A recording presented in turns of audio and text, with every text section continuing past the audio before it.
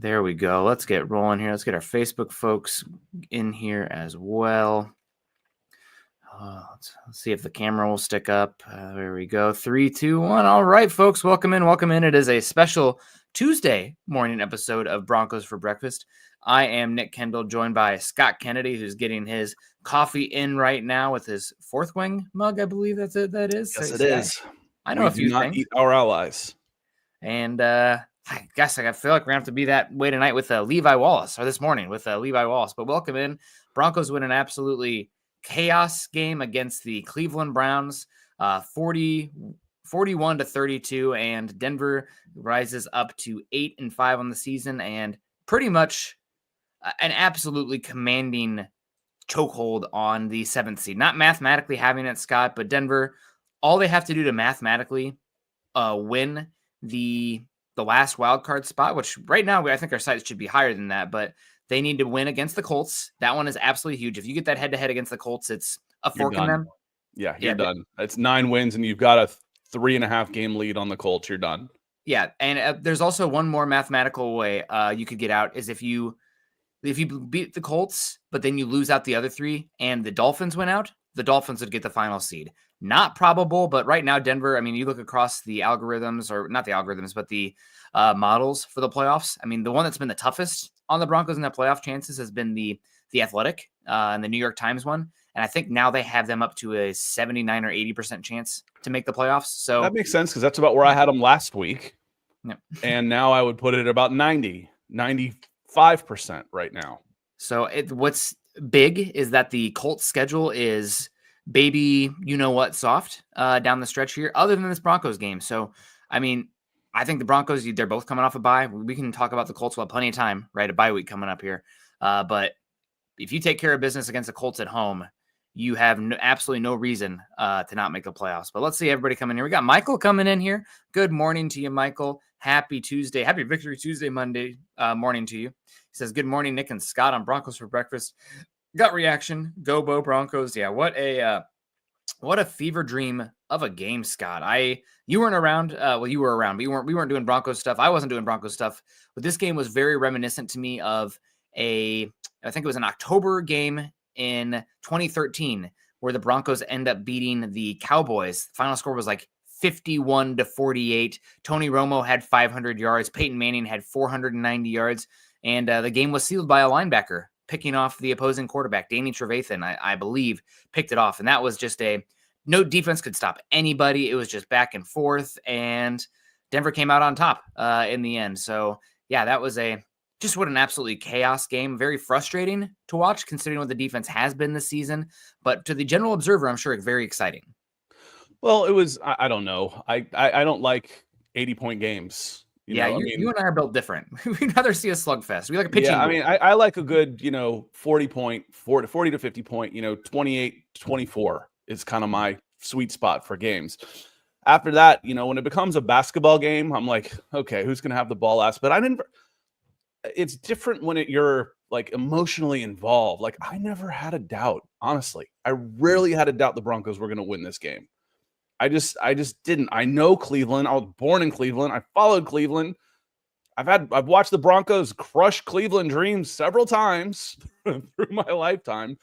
I kind of say like, when I joke to y'all about, y'all are a little spoiled as Denver Broncos fans. This is what happens with, the alpha franchises, which Denver Broncos is among, and the other guys, which the Cleveland Browns are definitely about. It's the ones that have always won, always seem to find a way to win. That said, this did not go any way, shape, or form how we expected. And, is it the personnel? I mean, we can talk Levi Wallace all you want to, but Levi Wallace, his head was spinning. And he wasn't alone. There was one other play that we didn't bring up last night on the Mile High Huddle podcast. I think it was the touchdown, the touchdown of just a quick out on the goal line, 5-yard out. I think that was Nick Chubb walked up to the slot. Wasn't he the one who caught that pass? All I know was, wide open. I saw 2 guys on the left, 1 guy covering him on the goal line. The edge was lined up, in a 3-point stand, in a 2-point stance. He was coming. And there was nobody on the outside. I'm like, well, this is Easy. This is a blown coverage. This is a touch. This has got to be a touchdown, and Jameis sees it. And they showed another replay of Jameis, quickly looking over to his left, and his eyes didn't get super big or anything, but he recognized snap throw. So there was miscommunication problems all throughout the defense yesterday. That wasn't just on, Levi Wallace isn't good enough, he was getting cooked. No, it was beyond that yesterday. Yeah, and Sean Payton talked about it after the game, that there was some structural stuff on the defense that they were having trouble with what the Browns were doing, because they were doing a lot of pre-snap motion that structurally the Broncos weren't able just to towel. It's never as simple as, we're playing man coverage every snap and Patrick Surtain is guarding him. They're using pre-snap motion, and Kevin Stefanski is a heck of an offensive mind, despite what's been going on with being his anchored to Deshaun Watson on that team. But he's been coach of the year twice for a reason. And if he was fired, he would be gobbled up. He would be the Bears coach like that if he was fired. They would toss money at him, or the Cowboys. We'll see what happens there. But they did a pretty good job schematically to get Jeudy off of Surtain with pre-snap motion. Again, Sean Payton talked about it post-game, saying we needed too easy. And he said we needed to be quicker to change it. It was too easy and he kind of flubbed how he said it, but what he was saying was we were going to trail him with Surtain, and then some of the pre-snap motion, moving him here to there. It was too easy for them to get us out of what we wanted to do, and that's got to be fixed. And that's an easy fix. Those are easy fixes. Yeah. And I thought it wasn't just, again, Levi Wallace obviously had the worst game, and I thought they're a little slow on the trigger. Now, granted, small sample size for Chris Abrams, and he had that pretty costly, I think it was okay coverage, but it could have been pretty costly pass interference there. The play on the outside. This is the reality of a team. The Denver's been playing well, and I'll knock on wood. I will see what the stats say at the end of the season, but I would say for the most part, Denver's been, again, I'll knock on wood again, double it, hopefully three times. That way I don't cancel it out. Denver's been relatively healthy this season, and we have not had to see the ramifications of the dead cap or the lack of draft capital on the back end of the roster very much. We've seen the starters for the most part all season. I'll do it again. But that is something that, okay, once we get to that second string, holy bleep, it is a vast drop off there from Moss to Levi Wallace. And we'll see if hopefully Moss is healthy, gets an extra week off now. But Denver's not a very deep team right now. And that's something that's it's the only fix is time. Cut Levi Wallace. So why don't we have somebody else out there? Teams are constantly looking for cornerbacks, and this is why, defense is so fragile and volatile, right, Scott? We talk about that all the time, and we saw it firsthand in this game against the Browns. Injuries happen, and things can tank in a hurry when that happens. And the other thing we talked about early on was this is a very high-risk, high-reward type of offense. And as we said, in week 4, week 5 is somebody, and let's say hit Miguel. Miguel, he says, "Sup, fellas, I'm ready for Moss." Speaking of Moss, to come back. My heart can't take that anymore. Go Broncos. And the bye is coming at a perfect time. Yeah, 3 wins in a row, and let's take a week off and get healthy for the stretch run. Hallelujah. That should be good for Moss. And Miguel, thank you for getting us started over on the super chats on YouTube and breaking the ice for us. But when you're blitzing as much as the Broncos are, you're leaving yourself exposed on the back end. And we kind of wanted to see, will, with more tape and more diagnostics and better quarterback play, will somebody exploit that? For the most part, no. It's been pretty damn good through 13 games. So for the most part, no. But then there's been 2 where it's like you're either strangling people or they've put up 30 plus on you. And that's happened twice. Mm-hmm. And one, it's not that big a surprise when it was with Baltimore Ravens are capable of doing that on any given day. And then, then Jameis Winston getting on a heater. And again, that big, long touchdown pass on an easy post route to Jerry Jeudy. When you have a guy, physically speaking, as Levi Wallace done, if he's in his back pedal and looks over his shoulder before do I have help or not? Before he turns and runs, it's too late. And that's not a he's not good enough issue. That's a communication, a trust, a familiarity that comes with time and reps, and you exploit with a new guy in the secondary. So cut Levi Wallace. It ain't all on Levi Wallace. And I think No. I think Vance Joseph and Sean Payton would be the first to tell you that. Now, did he have a bad game? Yes. Yeah. Don't get me wrong. But just saying switch this guy for that guy who hasn't played at all, Moss is a different story. But just throw in Chris Abrams strain and for this guy, it doesn't just automatically fix that because a lot of it was a communication issue with guys unfamiliar with each other on the back end. And to that vein as well, Scott, it's not as simple as Surtain on him every single play. You're not going to play man every time. And the Browns, when you have the football, you can dictate things a little bit, snap where the ball goes and create matchups. And that's what good offensive coaches do. We talk about it a lot with secondary and offensive line. Typically, you're only as good as your weakest guy out there because you can dictate those matchups with your pass rush or where you're throwing the football. So that was an issue in this one. I also heard some comments last night about why don't we just click Jaquan McMillan to the outside. He's already on the field. He's got a position. And it completely changes your run fits up front and your responsibilities. And now I'm weaker at two spots. Yeah, exactly. So it's like, why don't you kick your guard out to tackle? It's the same conversation. Yeah. The responsibilities change. For who? And then because I was typing away in the background, I'm like, McMillan for one, that's a different position, but two, well, then who do you put in for McMillan? He's already on the field. Wallace? Yeah. I mean, that doesn't make any sense. That wasn't the right answer.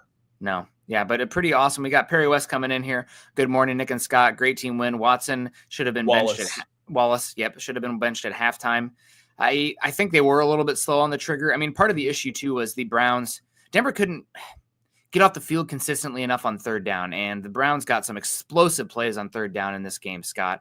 On the day on third down, they had 0.55 EPA per play. They were negative on early downs in their EPA and 0.59 in the pass. They were dynamite, and on your third and fourth down combined, they were a lot of third down opportunities. So I guess that's what happens when you have as many plays and drives as you have there. But they went 11 for 21 on third and fourth down combined. I mean, that's a lot of conversions there. Yeah, you got to get off the field. I thought that the pass rush was okay in this one. They came to life more so in the fourth quarter.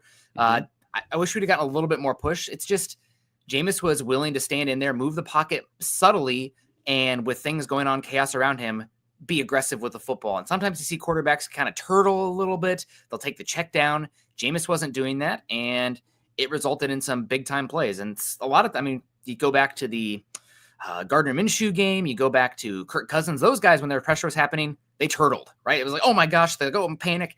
Jameis wasn't doing that. He was being tall and tough and looking to deliver down the field. And credit to him, that's a vulnerability in the defense when they're not getting home very, very fast. Yeah, he was good in the pocket, and then you could feel the Broncos defense turn it up a notch in the fourth quarter. I mean, you could feel it, you could see it, you could sense it. They have that in their back pockets. And Perry, yes, like I said, I'm not saying that Wallace is the answer. My diatribe about that. I'm just saying that swapping one guy who hasn't played for another guy who hasn't played doesn't necessarily fix all the problems right away, because a lot of them were. The big plays were some communication issues, not just, oh, this guy can't play the position. And you saw when Abrams Drain came in, he got a little more help over the top. You know, when he was looking over his shoulder, there was somebody there.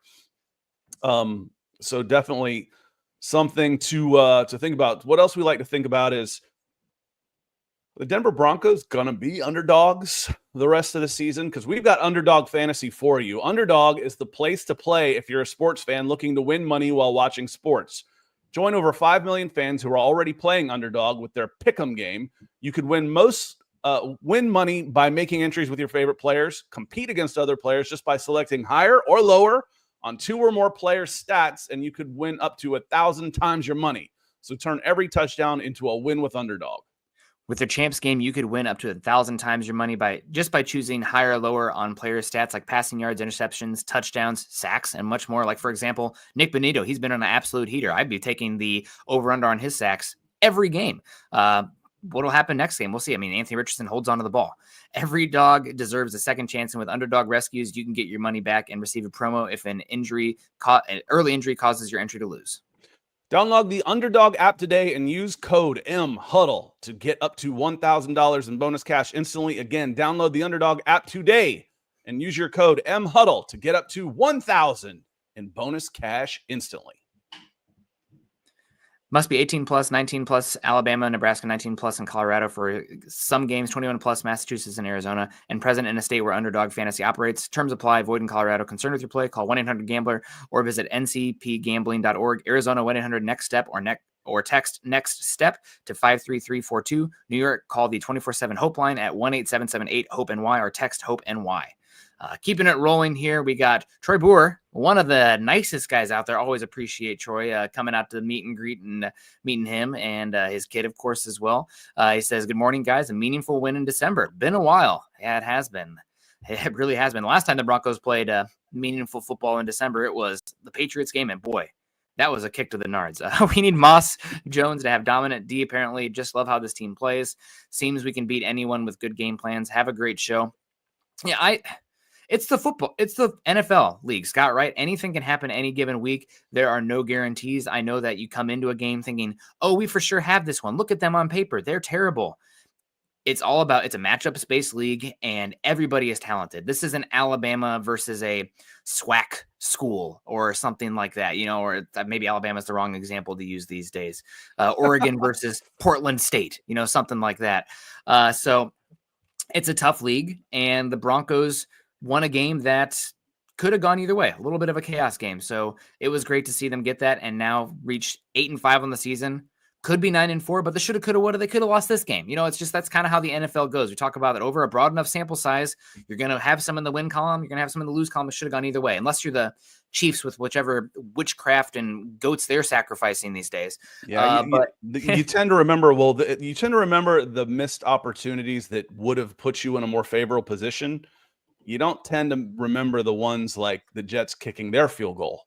Yeah. That could have cost you a game. That was like, oh well, we could have. Well, yeah, those tend to, unless you're the Kansas City Chiefs or the Bengals. Even out Troy, but appreciate it. And Troy, Broncos country. This is what good teams do. This is what good teams do. Can you win when you're not playing your best? Now, I think we said that last week also, and this was a completely different game. This game, your defense was kind of Jekyll and Hyde. They put you in a bad situation, but then they totally redeem themselves. Then they go out and win the game. It's like, well, crap, we better do something. We've let these guys go for 500 yards. Yeah, but we'll just score a couple of touchdowns to make up for it. Riley Dixon, I've been singing his praises all year. What a first half.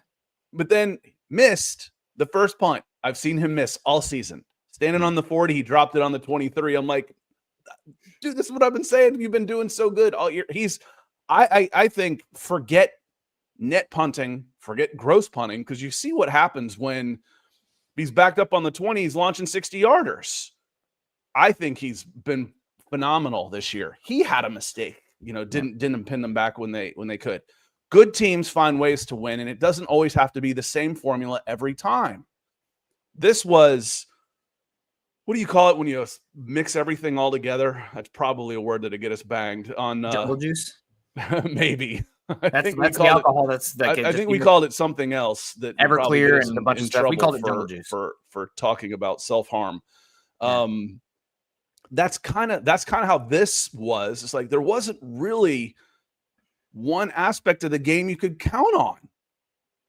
The passing game wasn't quite working right. Okay, then it was big play. Jaleel McLaughlin, the running game, you got 40 yards through, 3 quarters. Oh, here comes Jaleel McLaughlin for 70 yards on a drive.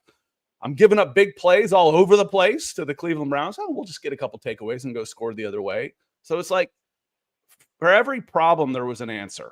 And that's how you win football games. And that's how you become a very dangerous opponent.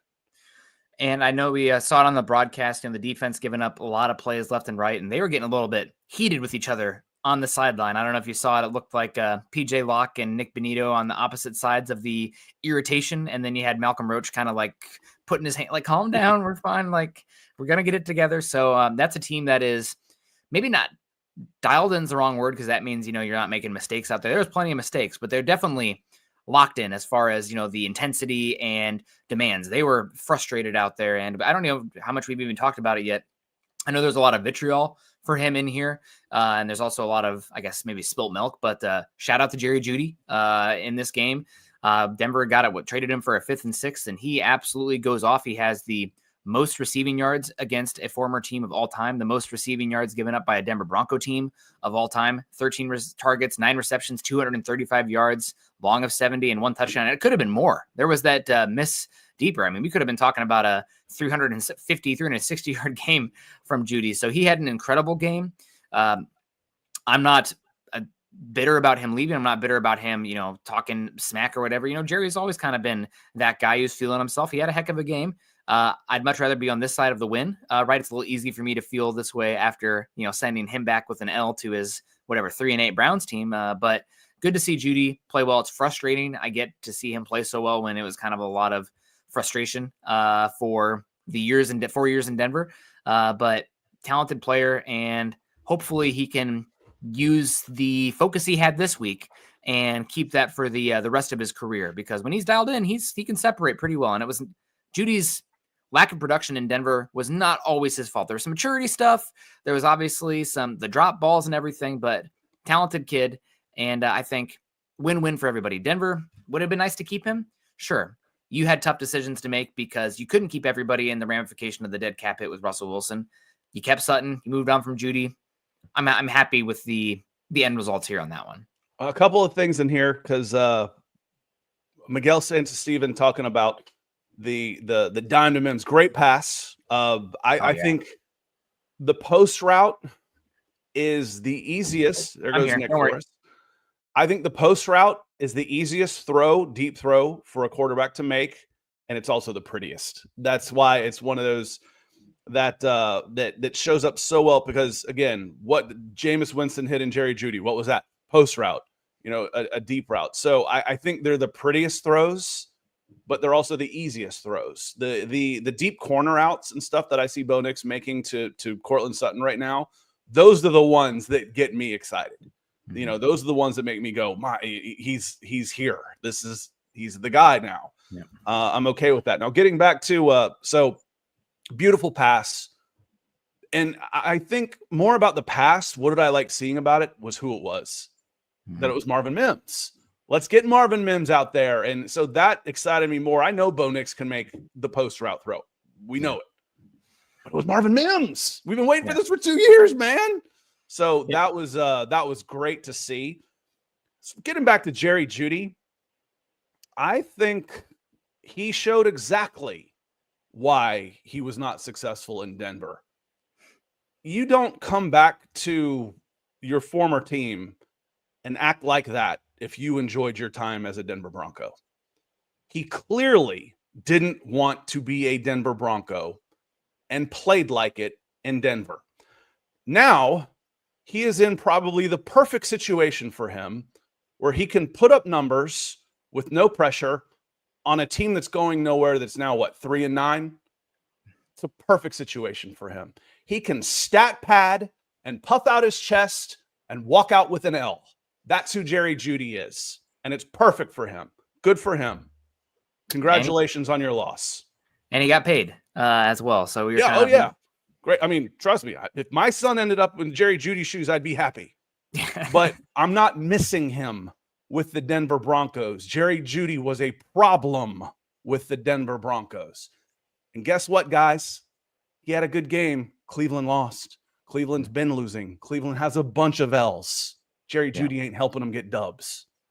No, I mean, if I could take a player of Jerry Jeudy's skill set and put it on this Broncos team, and let's say like somebody who's winning similarly, it's a little bit more explosive, like a Ladd McConkey, a slot player who you can trust on any third down and beat man coverage, something that this Broncos team has struggled with this season. Let's call it what it is. I know I don't have the stats in front of me, but the difference between the Broncos pass game versus zone and man is like stark, Scott. And I think that has a lot to do with the type of receivers that you have, because you don't really have man beaters right now out there. And Judy's a man beater, but the skill set, that's one thing that's fine, Nick. But what you don't see, you only see if and when he decides to show up. You see that you're not watching him. If you watch him every play, I didn't chip the corner who was coming in on a corner blitz, and we got a strip sack for a fumble. And who was that on? I didn't see when he didn't decide to run his route and didn't put forth full effort. And he was the number one read, or number two read is I'm coming to that. Instead of being able to throw to an open guy, I'm taking a sack in the background. Yeah. I'm not blocking on the outside, so my 4-yard gain could have been a 50-yard gain because Jerry Jeudy didn't want to get involved in the running game. That's the stuff that we talk about this all the time. The guys with skill sets like that, we call them coach killers because they do not play winning football. Yeah. I was happy to see the embrace at the end of the game with Sean Payton and Jerry Jeudy because, I mean, he's easy again when you get the dub like Payton did, but he had a good game. I'm just tip my cap and move on. I'm not crying over losing Jerry Jeudy, and happy for him. I'm sure he's feeling good too with the loss, like you said. Chase Wellner, morning, guys. I had trouble after that, sleeping after that game. Me too. We got Donald Willison. Morning, guys. Good to see us. String guys in the house. Good morning. Even though Knicks didn't play his best, QBR 41.5. He's able to turn it on when he needed. It was a real heart attack of a game, but to watch. But this win is a step closer to playoffs. Absolutely, you are correct there. And Denver played great. Yeah, Jake coming in here just definitely made me nervous. It was a nerve-wracking game for sure. Scott said he thought they'd win. I've seen the Broncos too many times the last 9 years where I still, don't fully believe it with how they were playing. But I'm a nervous Nelly. What can you do? Sean Payton's got that arrogance that I hate this guy. And he always wins to him that you'll love having on your team. Yep. Brian Dunn, morning Broncos country. Nick and Scott from Cleveland, Georgia out there. Good to see you. Denver Luke's in the house. Awesome to see. Keith Brugman, Mr. Roush. Great to see you. Roy Osborne. Gatorade Gaming is in here. Awesome to see you. We got Troy Brewer again. It says unpopular, but I'm happy for Jeudy. Glad he turned it around. Yeah, good for him. It wasn't working out in Denver. Sometimes the scene change happens. It's kind of like you have that girl you dated and, she kind of just hurting herself, a DUI or something. And then she moves on, she gets another boyfriend and it kind of, still maybe some problems back there, but right now it seems like she's got it together a little better. Good for her. We weren't good together and I'm in a much happier place now. So yeah, he's in a good situation. And you ask yourself, we can get into that later. He's in a good situation for him, where the expectations right now are pretty low and he can stat pad and make a bunch of money. It's a very good situation for him. When the light shines bright on him, he'll wilt, and that won't happen in Cleveland in the near future. Probably not. I think Kevin Stefanski's a pretty good coach, so maybe so do I. But they've got problems, and Cleveland's had problems. Yeah, in perpetuity. Since Jim Brown. Yeah. Hey, Otto Graham, heck. Oblivion Empire, good to see you. Quentin Caldwell, good morning, everybody. Wanted to say hello to all the people coming in here that I can. Appreciate all you guys coming in here and hanging out. I see Colin Woods in the house. Kenneth Booker, of course, as well. Jeff W. Our guy, Ernie Mays, 3-9 Brown loses. Yeah, Broncos country only there, Ernie. Did want to give a shout-out in this one, Scott. We haven't talked about a lot of the highlights yet of the individual players, but Cortland Sutton, another 100-yard game. He's on pace. He's killing it this season. Great to see Mims get 100 yards as well. We talked a little bit about Jaleel McLaughlin. The one I want to give a shout out to, it's not just one player, but the collective. I don't think they're getting enough credit this season. Some people have talked about the metrics, but you have the Broncos offensive line again. Now they had 2 big penalties in this one. They had the hold on Jeudy and the ugly one on Luke Wattenberg, but this was a top. Bowles. Yeah, Bowles. No, Wattenberg had the ugly penalty where he came in late. No, but you said hold on Jeudy, and it was. Oh Bowles. Yeah, Bowles. Yeah. Thinking about first round picks that have been I up know and down. it was Bowles. We got it. Yeah. But the offensive line, it comes in. Now, was it a perfect game from them? No, but you started to see a little bit of working in the run game. Powers and Wattenberg, specifically 2 of the weaker guys in the run blocking, got some holes with Jaleel McLaughlin actually hitting the holes. And we had another, Scott, I'm so mad at my thing. Oh, you paused on me. Sorry, I was looking at stats because one of the things that I was looking at is I don't think you gave up a sack in this game. That's exactly what I was going to say, which Scott. Was, and I was pretty sure that was the case. So I was going to just double check that. And then what I wanted to do, because we all know what Myles Garrett can be, and Myles Garrett can wreck a he's one of those guys. Max Crosby had 3 tackles for loss. He didn't have a sack. Okay, well he can still impact the game. But where is Myles Garrett still impacts this game? He's really good. Where are the Browns in? We know who's number 1, but where are the Browns in sacks? Damn it! I keep clicking on the wrong thing. Defensive stats, sacks, complete leaders, Browns. They're about 11th or 12th, so they're getting after the quarterback pretty good. Besides just Myles Garrett.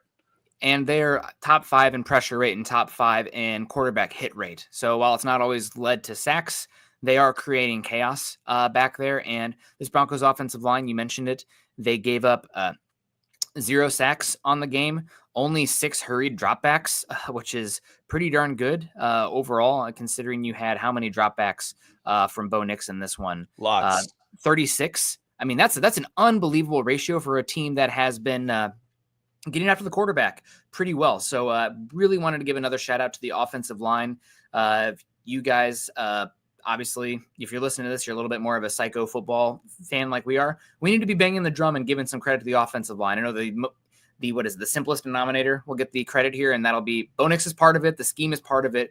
But the offensive line had a heck of a game again. They're going to come out probably number 1 in the NFL again in the number 1 pass blocking offensive line in football. And this was one of their tougher tests this season.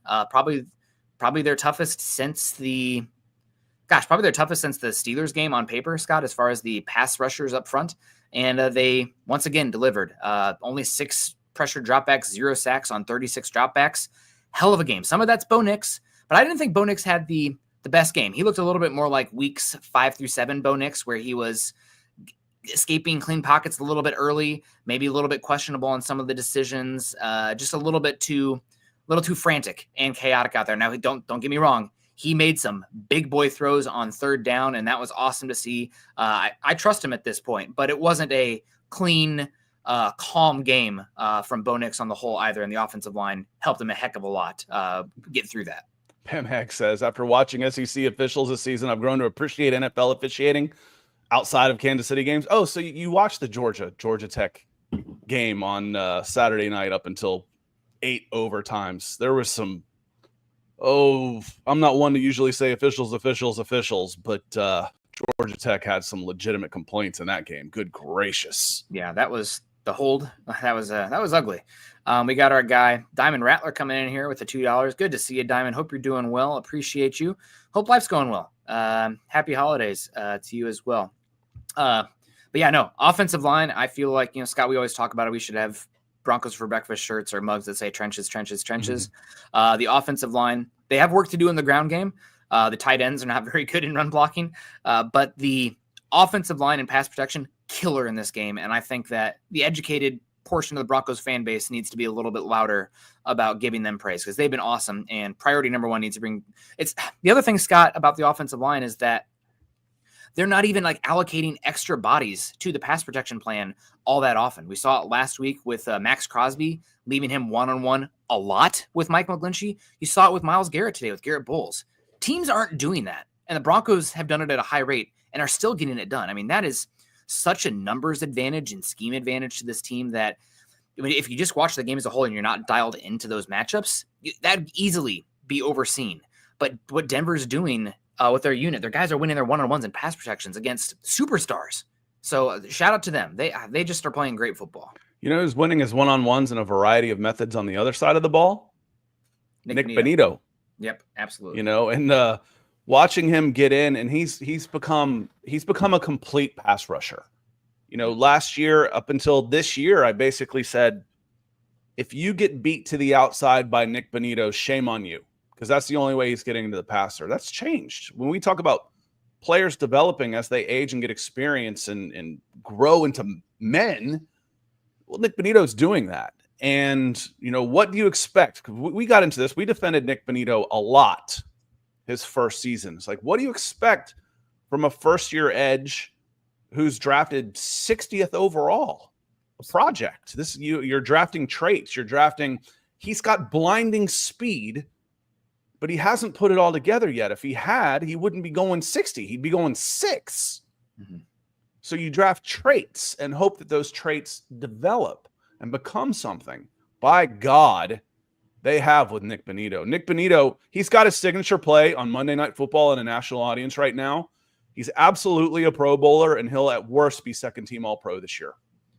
Yeah, he's we'll see. We still got 4 games left, 5 weeks. But he's putting up the counting stats and sacks, and I feel like he'll be a Pro Bowler. All Pro's hard because of the name recognition.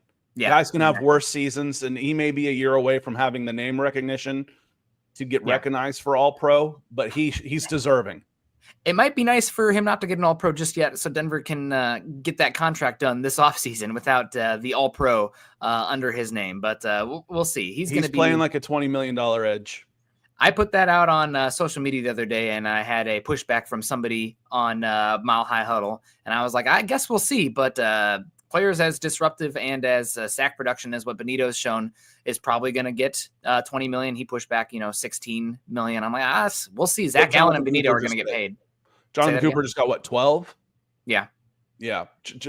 Bonitto's playing like a $20 million edge. No doubt in my mind. Yeah. He's been playing awesome football. Shout out to him. Obviously the pressures today, he had one play where it was obviously the pick six was very aware, but he also had another one where he started rushing on the right and like scooped behind the offensive line. Jameis escaped out to the right, and Bonitto just closed in such a hurry, Scott. I mean, I had questions about Bonitto coming into the draft because it was the Vic Fangio pocket crunch style defense they were trying to run, where you're not blitzing a lot. It's a lot of edge setting and being strong and then with length at the edge, which is not really Bonitto's game. But now you're playing more of a 5-man front, pinning your ears back, single one-way go kind of stuff here, gap penetrators versus holding at the point of attack. And it's a great defense for him. And he's been further unleashed with what Denver has done to do better on first and second down against the run. If you have a Nick Bonitto type and you're constantly 3rd and 1, 3rd and 2, it's going to be a little bit harder for him to be impactful. It's true for all pass rushers, but especially a speed rusher. But now that it takes everybody, right? But now that you are doing the better on first and second down and getting those pass rush opportunities, he's been incredible. And he has been one of the top 10 edge rushers in football this season. As you mentioned, I think Pro Bowl is very much on the table for him. We got Brandon Williams, says IDK what Allen's stat line was last night, but he was back on the field with how the run defense looked. Yeah, run defense was better on the interior. I thought that DJ Jones had a pretty good game. Malcolm Roach on the interior as well. They weren't super efficient against the run, against Ford specifically. He finishes with 4.6 yards per carry. I don't think Denver had a single negative run created in this game, Scott, which is unfortunate. That's something that they were pretty good at earlier in the season. In the last couple weeks, you haven't seen the negative runs as much. But, I mean, the Browns finished with 18 run attempts from their running backs. Numbers for a second. Just forget the numbers for a second. Just tell me what your eye test says compared to the Broncos playing these NFC North teams 2 years ago to now, and what a change that the culture and the attitude and the physicality has been made. It's been a complete transformation. I started being worried about saying bullied, to Broncos country. I'm like, I'm sure they're tired of hearing about it, but every week you see the Ravens, you see the Steelers, you see the Browns, and these teams are bullying you in the trenches. Whether or not you are creating negative plays or my EPA this or DVOA that, you're not getting bullied in the trenches anymore, period. And I don't need numbers to tell me that. I see it. And it's a complete transformation. I think there's very few teams that you go up to and be like, we are probably going to be at a disadvantage along our defensive line right now. And I think they probably both reside in the NFC, Scott, in the Lions and the Eagles, just because of the size and investment. And it's not just that, it's the combination of the offensive line with the running backs for those two teams. I mean, that would be a bad matchup for Denver. But hey, if we get that matchup, that means Denver is playing for a Super Bowl. So whatever. Troy Morris comes in and says, how fun was that winning a game that spiraled into a Wild West fight? Yeah, it felt like the heyday of the Big 12 out there. The pick sixes, the WTF throws, the chaos busted coverages. I mean, that felt like a, Baker Mayfield versus Patrick Mahomes, Sooners versus Red Raiders kind of game. Question, why so many few Knicks passes batted down? Is the Browns defense that much different, or did we change something? It was much better this week. Yeah, I don't know if it was something that the Raiders flooded so many more bodies to the line of scrimmage. You had so many cover zero looks. They kind of just said, screw it. If Knicks is going to beat us deep, Cortland Sutton deep, then so be it. We didn't see as many big time blitzes from the Browns in this game. So I think it probably has a lot to do with just less bodies at the line of scrimmage, creating hands up. And when you send more guys, you can actually be a little bit more aggressive with hands in the air, right? Because you're not going to create these giant lanes, getting punched in the stomach, jumping up for the ball. That would be my gut instinct off of the play there. Yeah, and I said last week that felt like a pretty easy thing to fix just with timing, or when we drop into our set, let's just change our lanes a little bit. But the Raiders made a concerted effort of 1, 2, 3. If I'm engaged, I'm jumping. And it wasn't even 3. It was engage and jump to knock down the quick plays. Because what else didn't we see? We didn't see 6 slants to Devon Vele either. And No. that was what against the Falcons we saw the slant was open all day. The short passing game was open all day. So the Raiders said, we're going to take that away. We're going to try and clog lanes early and take the quick passing game away. So with the quick passing game taken away by the Raiders with the knockdowns, the adjustment for the Broncos, and again, this is seat of the pants analytics. This is what my gut is telling me based on what I watched, is you held on to the ball just a little bit longer, which means you're disrupting the timing of the defensive line. If their whole goal is to get up in the air and block it, you're moving the quick passing game away from it just a little bit, and you're taking more shots downfield. So Bo Nix's percentage was down a little bit. He wasn't throwing for 70%, 80% on this. He was throwing for closer to 50%, but he was hitting bigger plays at the time also, which you're not knocking those down. I'm not getting knocked down from a 5 to 7 step drop. I'm getting them knocked down from three step drops in quick passing games. Yeah.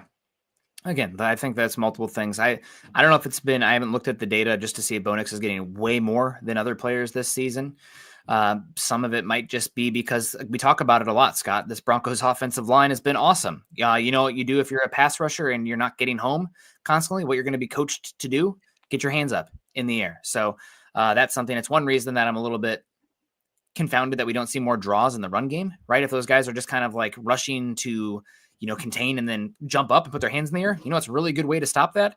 Pushing them in the stomach and then having a running back scoot past them up the middle. I mean, it was a Peyton Manning offense classic. And with the way the offensive line is playing and specifically better in pass pro than run blocking, maybe a little bit more draws out there, but just haven't seen that so much from them this season. We got Justin Lloyd coming in, $10, says, I'm more excited for free agency next year than the playoffs this year. Oh my goodness, Justin. Now you're speaking our language.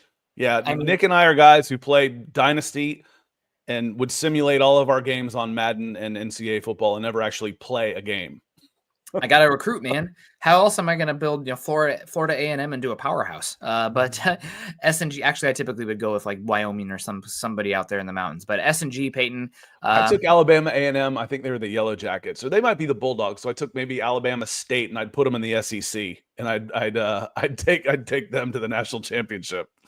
There you go. Yeah, Appalachian State. I love to play Appalachian State too because beautiful stadium, and they had that defeat over Michigan in like 2006 when Michigan was ranked. Who did I play? I took one of those whack teams also and went like 100-0 and never got voted national champion. Man, yep, that's frustrating. He says, see what Sean and George Payton can put together, a dominant team with $50 million plus in space, interior defense and wide receiver. Let's go. Broncos. Thoughts on Drew Sanders at middle linebacker? We'll see about Sanders. He's been activated. I don't know if he must have been a game day inactive, which is not shocking. Maybe we'll see him down the stretch here. Honestly, Scott, I've liked what I've seen from Tillman down the stretch here. I thought he's never going to be the most explosive guy, but what is he, 270? He plays with power. I feel like he's been disruptive for your fourth string edge. Ellis had a sack in this one. He's been good too. So what is Sanders' path to play? I don't know. Maybe it's special teams. Maybe there is some linebacker out there. Haven't mentioned his name yet, but I didn't think Justin Strnad had a very good game, Scott. And I thought Barton was a little bit up and down too, especially in those zone coverages. But yeah, maybe it is off-ball linebacker. I don't know. They talk about liking him, but we'll see. I don't. He got moved so quickly off inside linebacker that it's almost like when they drafted him and got him in, they didn't like what they saw from a processing standpoint or whatnot. Because they did the same thing with Baron Browning, and Baron had played more edge, was more successful as edge. That it just caught me like, I don't think they want him at inside linebacker for reasons that they're never going to tell us. Yeah. And frankly, I mean, he's a rookie trying to bounce around positions, but when he got his chance, he didn't make an impact like Baron Browning did. It's like, okay, we're not sure what we want to do with Baron, but when we put him out there, he's going to show up. Drew Sanders was poor. he was really bad as a rookie, missed the entire season, and coming back. I mean, what do you expect from Drew Sanders for this year? Zero. I expect zero from Drew Sanders this season. I think given his skill set, special teams. Exactly. Yeah, he could be a special teams demon with those traits. Yeah. A core 4 special teamer, which there is value. Granted, that's typically what you want from a 6th stringer versus a 75th overall pick and the second linebacker taken in that draft after Iowa's own Jack Campbell. Not a dirty hit against Caleb this week. Caleb, get out of bounds, protect yourself. But didn't see that one. Okay, a lot of Bears fans were pretty upset, and that's like, well, your quarterback slowed down and tried to go upfield, and Jack was already coming. So I don't know what you expect. Yeah, we'll see what happens here. As far as the offseason goes, I know I've seen so many mock drafts already, Scott, where it's like tight end, wide receiver, running back. I get it. You want to help the weapons here, but we've seen it already. Look how fragile the defense is. You just need to go in and get good players. Add more to the defensive line, add secondary help. It doesn't matter. Get good players, but you cannot be so, I hate to use this word, I love to use this word, myopic in your viewpoint of the team. Like, oh, the defense is going to be this good again next year. The offensive line is going to be stable again next year. We're going to have this exact same team. We just need to add the best wide receiver, running back, and tight end. And don't forget, it's always going up. You're never going down. Yeah. Because if I had done that, I did play that game to a certain extent this year, and the defense went crazy, exponentially better. Yeah. Well, of course, then they're just going to stay there, right? Next year, then we know they're not going to regress, so we're okay. But no, I think going away from Sanders, I think Justin, when you've got, speaking of Justins, when you've got Sternad and Cody Barton out there most of the time, you need to address that position. I don't know that. He got moved so quickly from inside linebacker. There's something to that. That's all I'm willing to deduce out of that they got him out of there in a hurry. And it wasn't exactly a position of strength. Yeah, but the point being, team building wise, I would love them to use free agency to add immediate impact players. My dream this season is to retain Garrett Bowles and then find a way to pay and bring in Chris Godwin, because he is such an incredible blocker, such a veteran player, and he's so good in the yak, and he is a good Z in slot, and he is completely different than any other wide receiver you have, Scott. And he actually, because of how Sean Payton likes to use the screen game, you can't just have your Wes Welker slot players. Like, your slot player needs to freaking block. And Godwin's an awesome blocker, and I think he would just really round out that room. And you're going to have a little bit of a surplus because of the rookie quarterback contract and just so much coming off the books with Russell Wilson. So retain Garrett Bowles, sign Chris Godwin. We'll see where we go from there. Would it be nice to have a good tight end? Yes, but you look around the league. I mean, there's like 3 or 4, 5 tight ends that are worth anything. It's great if you have that guy, but I'm also not bending over backwards and screaming if you don't have a dude there as well. So I'm much more, it all comes down to Garrett Bowles this offseason, what we do and where we go. But I'd rather be the Denver Broncos limited on tight end than having spent a number 4 overall pick on a tight end and still being limited at tight end. Yes. Coach Chris coming in here. What a game. A lot of highs and lows. We played a lot of zone trying to hide Wallace. Team is resilient. Move Williams to the bench. He averaged 0.3 yards per rush. Bonitto needs to get paid. Love you guys and Merry Christmas. Yeah, thank you so much, Coach Chris. Merry Christmas, Happy Holidays, whatever you celebrate. Hope you are feeling loved and feeling supported with family and friends this time of year. And if not, reach out. There's helplines out there. You are not alone. I just want to get that out there as well. But yeah, of course. I mean, it's so tough because if you watch what Peyton does as far as distribution of these guys, it's like he does not trust them in pass protection. And that is so important. Maybe you trust Bo Nix enough now that he's going to evade a free rusher or get the ball away in that situation, and you can play a little bit more McLaughlin or Estime. But Williams, I think, is your third down back, even though he's not explosive and not a dynamic pass catcher, but you trust him in pass protection where you don't do that with McLaughlin and Estime. But we get a bye week now, and McLaughlin's coming off of a pretty good game. Estime was good in limited action, 3 carries for 12 yards. I mean, yeah, that's fine. But yeah, we'll see what happens here. Williams he's here. He does have a role, but he's a dead man walking as far as the big picture of this Broncos team. Yeah, and it just feels like I don't know if there's they're tipping their hand or what, but I swear to God, when Javonte Williams gets the ball, he's hitting the backfield. Yeah. I mean, it's like, oh, well, his vision. Well, vision, it's hard to look around for holes when you're getting hit immediately. It just feels like whenever Javonte Williams carries the ball, the other team is crushing down on, is really selling out to stop the run. And I don't know if there's what I would spend the week self-scouting. Why is it every time we hand the ball Javonte Williams, are there 9 guys coming into the backfield? Yeah, I'm not good enough in that area. Maybe there's a tell with him on like how his stance is, or maybe he twitches his left hand.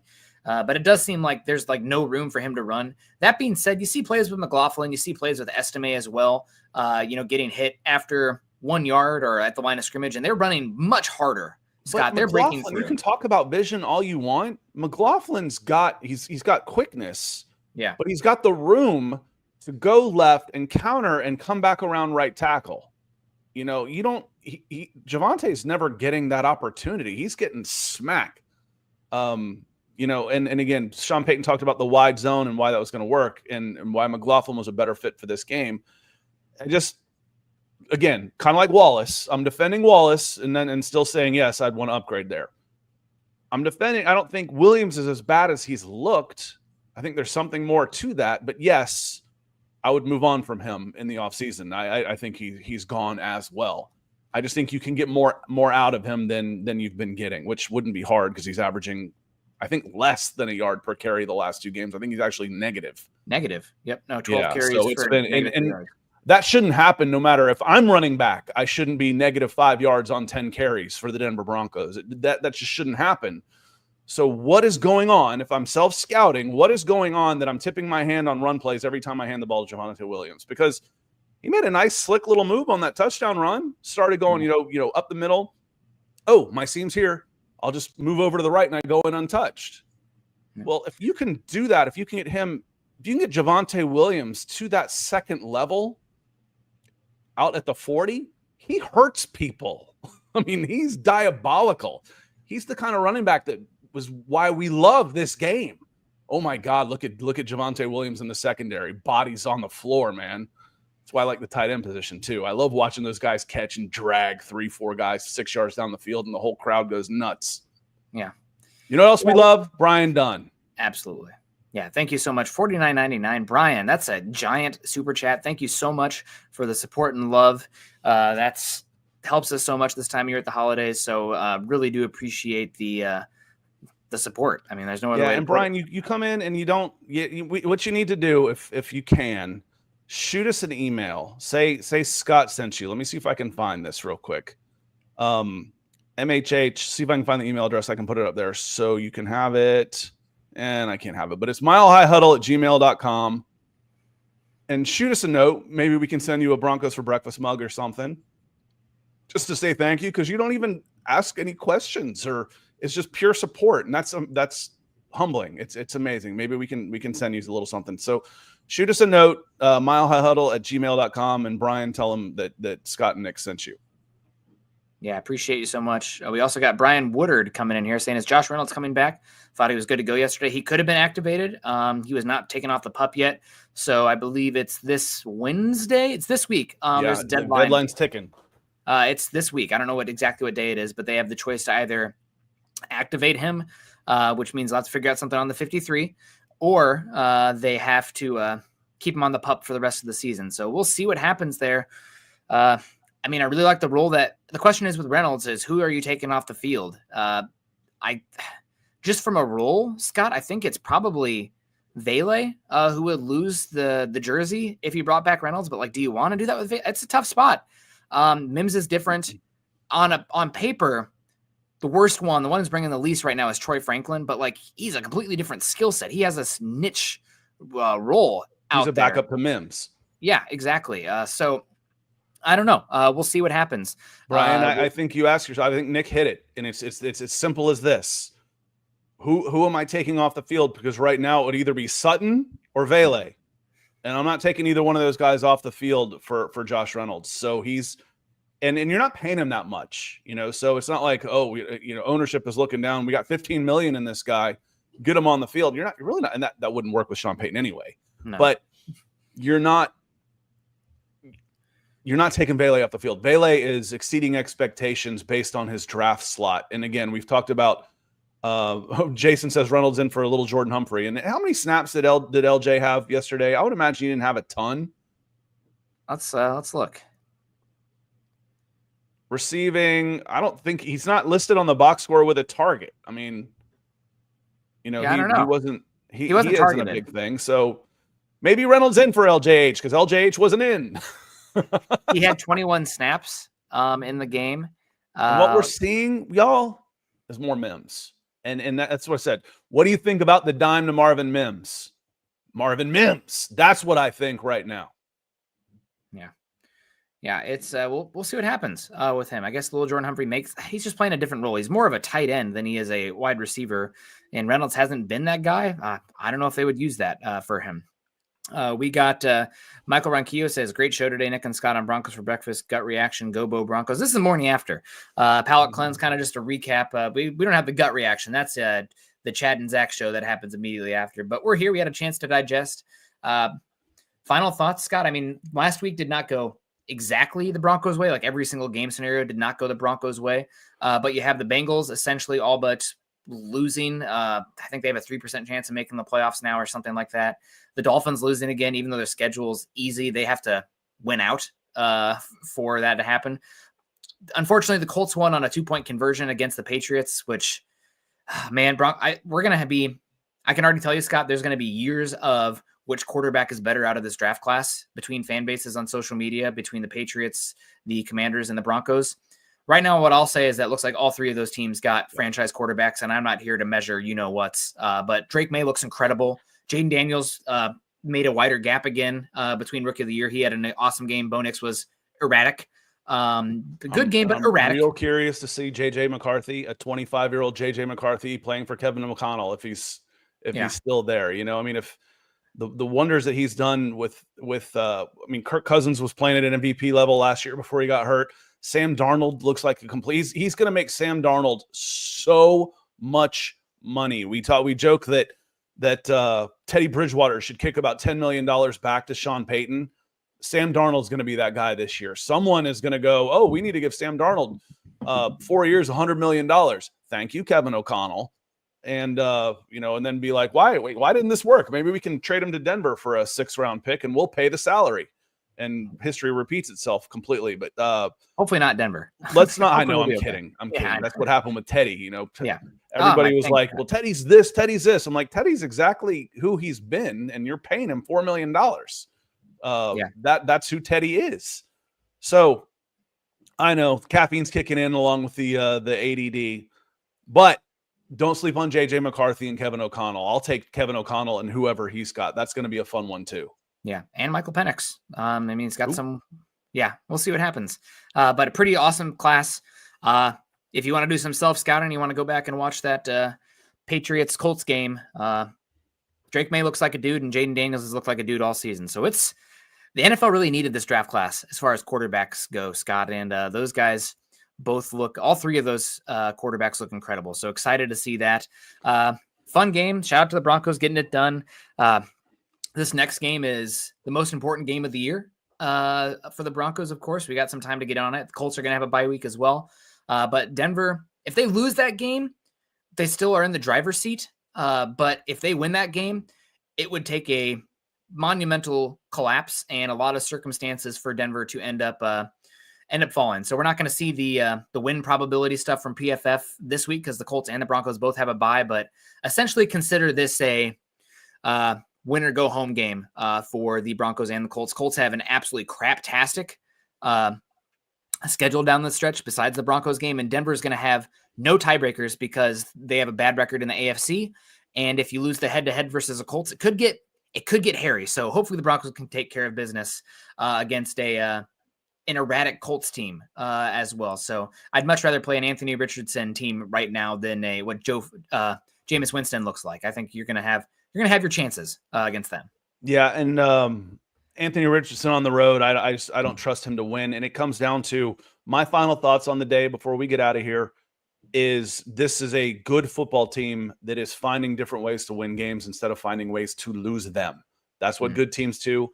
That's what belief does. You know, we'll go Ted Lasso on it, the believe. The Broncos go in believing they're going to win games. And they're not – we saw the mental toughness of this team over the last 18, 20 games or so where they don't fold at the first sign of adversity. And that starts at Sean Payton and has worked its way down through the entire organization, and it shows.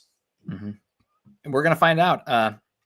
Denver has no wins this season now against teams with a winning record. So you're going to have some couple games down the stretch here against some Chargers and Chiefs, obviously, and also a middling Colts team and a one-sided Bengals team. But man, good ramp up to a hopeful playoff thing, and Denver takes care of it. So appreciate everyone. All the super chats coming in: Miguel Santasteven, Michael Ronquillo, Perry West, Troy Boer a few times, Miguel Santasteven a few times, Diamond Rattler, Brandon Williams, Troy Morris, Justin Lloyd, Coach Chris, Brian Dunn, Brian Woodard, Michael Ronquillo, of course. Appreciate all you guys coming in and hanging out with us today. Follow Scott and I on Twitter. Scott is at, or X, whatever. Scott is at Scout Kennedy. I'm at Nick Kendell, MHH. Also follow us at Mile High Huddle. If you haven't done so yet, we're over at facebook.com/Mile High Huddle and facebook.com/Mile High Huddle pod.